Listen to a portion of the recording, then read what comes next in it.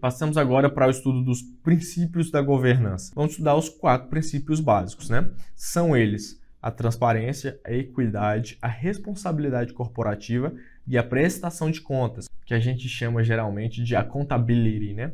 Que é a prestação de contas ali. E o que quer dizer cada um desses valores, desses princípios ali dentro da governança? A transparência não é uma obrigação de prestação de contas, né? Mas ela tem que ser o desejo pela prestação de contas. Então é criar essa cultura de realmente querer mostrar, mesmo às vezes quando não foi solicitado, mas é um incentivo à boa comunicação interna e externa, que ela seja espontânea, franca e rápida, para que todos possam ter acesso a todas as informações. Quando eu falo externa, a gente tem que tomar cuidado também com o que eu vou expor. Não é sair expondo todas as informações, mas todas as informações pertinentes para cada momento, mas não esconder nada. Por exemplo, às vezes diretores ou presidentes que abafam diversas informações importantes dentro da companhia numa apresentação anual, por exemplo, ao conselho ou à Assembleia Geral, na reunião da Assembleia. A Assembleia não fica sabendo de todos os capítulos da novela e acaba tomando, às vezes, uma decisão que é parcialmente correta, porque ela ainda não tem toda a visão da empresa, porque a gente não cultivou a transparência. Temos aí o nosso segundo princípio, que é a prestação de contas, né? A prestação de contas, ela tem um princípio de que os agentes de governança devem prestar conta das suas atuações e responder integralmente pelos seus atos, ou o seu não ato, né? A sua omissão que praticar no exercício dos seus mandatos. Isso está diretamente correlacionada, por exemplo, com o conselho de administração. Como é ele que define a estratégia e implementa a estratégia, ele tem sim que ser responsável, inclusive juridicamente, caso haja atos nocivos à sociedade, como, por exemplo, desvios de dinheiro e etc., perante a empresa. Então, ele sim responde caso haja uma investigação ou diversos outros fatores, assim como o CEO e os diretores da companhia.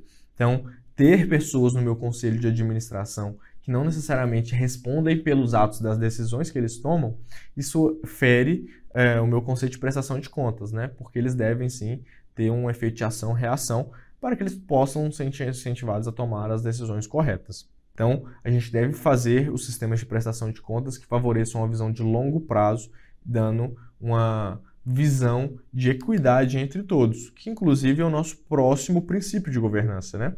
Que significa o tratamento justo e igualitário de todos os grupos, sejam eles majoritários ou minoritários, de capital ou não de capital, partes interessadas como colaboradores, clientes, fornecedores, credores, sociedades. Então, um tratamento igualitário entre todos, né?